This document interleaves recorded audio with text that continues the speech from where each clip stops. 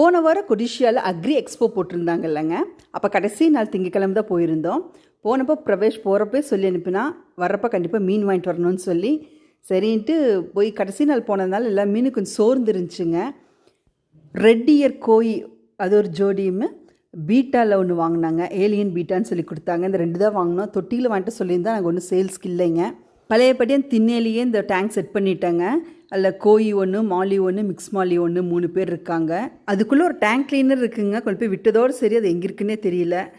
ஒரு சின்ன பாட்டு, ஒரு பீட்டா 2 சேர்ந்து 130ன்னு சொன்னாங்க. ஒன்று தான் வாங்கினீங்க. நான் இந்த ஒரு பீட்டா மட்டும்தான் கொஞ்சம் ஆக்டிவாக இருந்துச்சு, மிச்சத்தில் ரொம்ப சோர்ந்து இருந்துச்சு. டயானா ஃபீமேலுங்க, இது மேல்னு சொல்லி கொடுத்தாங்க. சரி இருக்கட்டுமேன்னு வாங்கியிருக்கு.